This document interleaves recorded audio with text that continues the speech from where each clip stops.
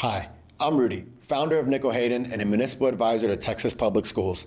This is Texas School Finance with Rudy. I'll be honest with you, I thought we were done. 10 episodes, 10 topics, and I had just wrapped up shooting the entire series. I was in a meeting with one of my clients, still in my t-shirt from the shoot, and she asked me what I had been up to. I told her I had just finished filming a 10-episode series on Texas School Finance. She looked at me and said, Rudy, that's great, but did you cover VATREs? I had not. She said, we have one coming up in our district. Our community has no idea what they're being asked to vote on. You need to make that video. She was right, so here we are. If you are a school board member, a parent, a voter, or a community leader who has seen the letters VATRE show up in your local news and had no idea what it meant, this one is for you. Here's what nobody tells you.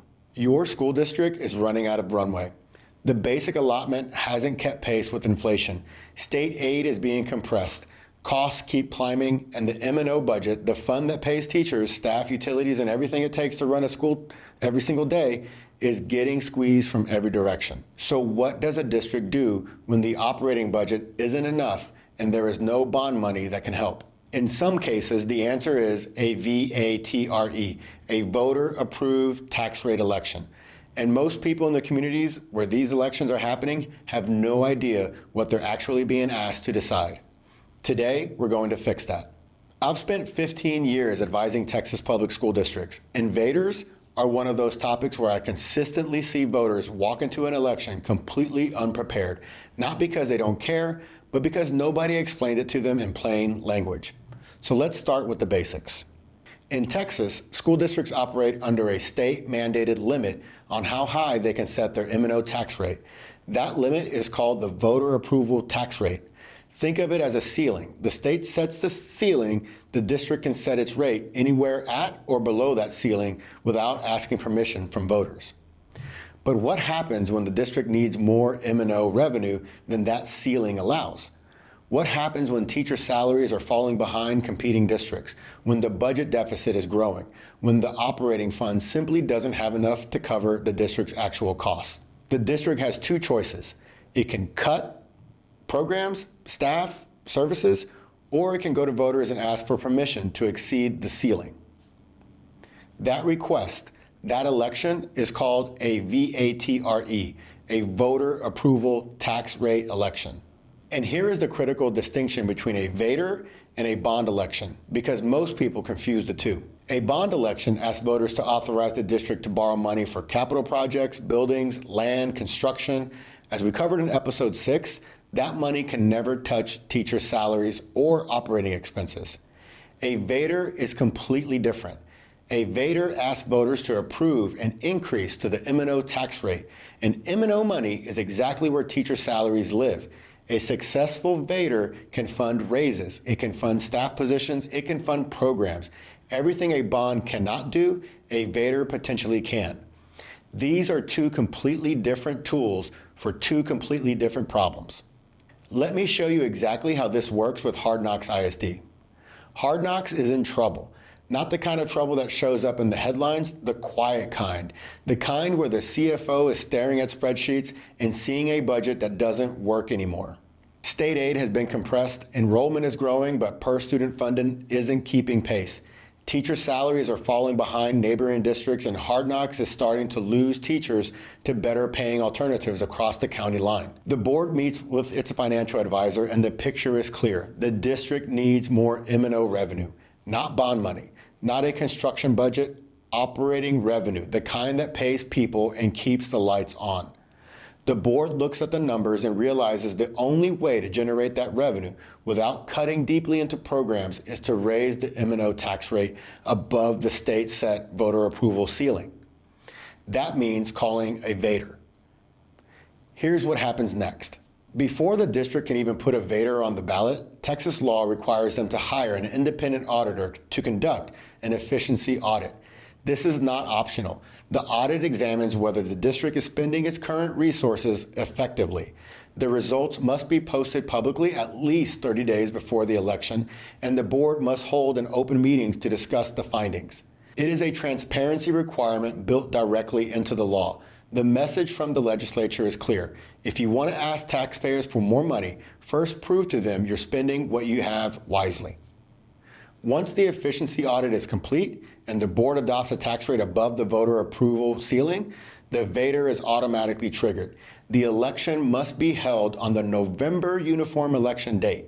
The board must order the election no later than 78 days before election day. The ballot itself is specific.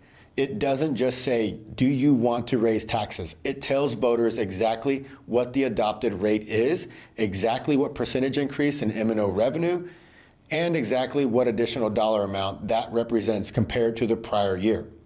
Voters then decide, simple majority, yes or no. Here's what happens in each scenario. If Hard Knocks voters say yes, the adopted rate stands. The district collects the additional M&O revenue. It can use that revenue for teacher raises, staff compensation, programs, whatever operating need drove the VATRE in the first place.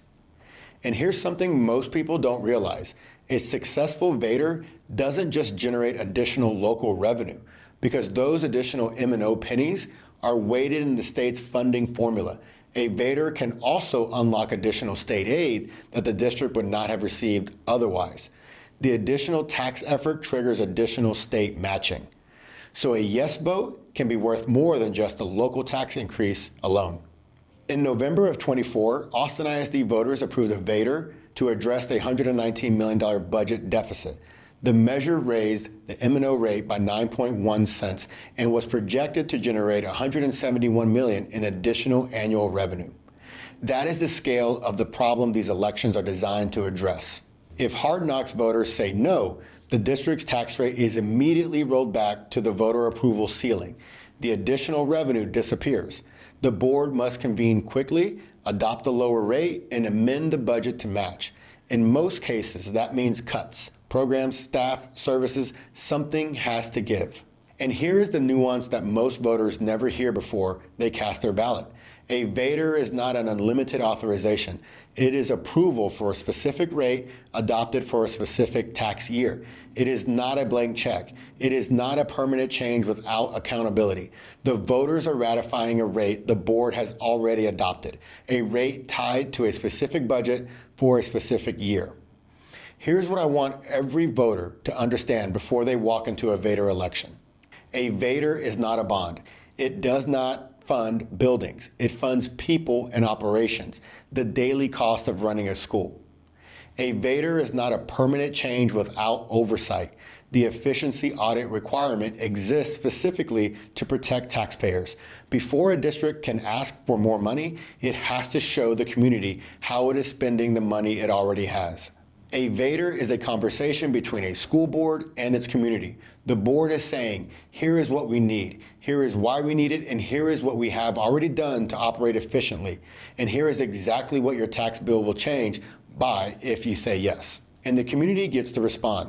That is democracy working exactly as it was designed to work. At Hard Knocks ISD, if the VATRE passes, teachers get raises. If it fails, the board makes cuts. Both outcomes are real, both have consequences, and voters deserve to walk into that decision with a full understanding of what they're deciding. Now you have it. If this bonus episode helped you understand something that was fuzzy before, share it. A VATRE showing up on your November ballot is no longer something you have to figure out on your own. Follow me on LinkedIn, where I break down Texas school finance every single week. And if you represent a Texas public school district considering a VATRE or navigating a budget crisis, come find us at nickelhayden.com. This is exactly the kind of work we do every day. Thank you for watching. See you on the next one.